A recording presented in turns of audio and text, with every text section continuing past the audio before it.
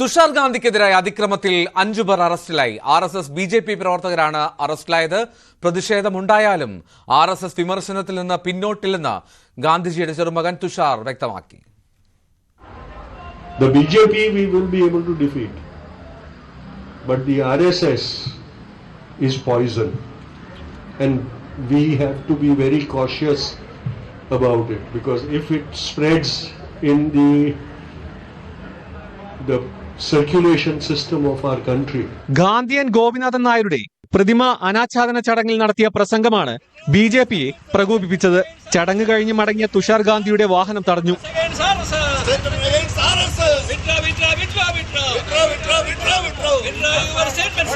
എന്നാൽ പ്രതിഷേധമുണ്ടായാലും RSS വിമർശനം തുടരുമെന്ന് Tushar Gandhi. No, I don't intend to take any legal action. I respect their right to protest.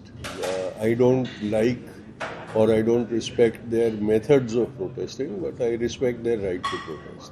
കേരളത്തിൽ നിന്ന് ഇത്തരമൊരു പ്രതിഷേധം പ്രതീക്ഷിച്ചില്ല.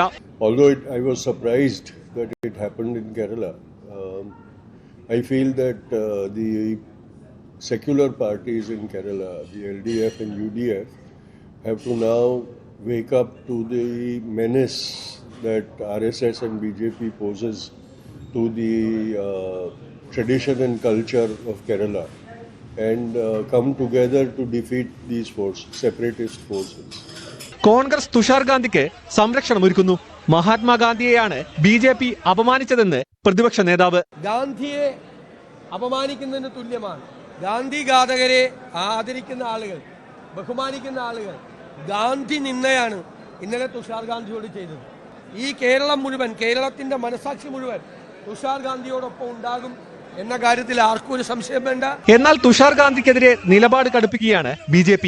തുഷാർ മാനസിക രോഗിയാണെന്ന് BJP നേതൃത്വം ആരോപിച്ചു. News 18 തിരുവനന്തപുരം.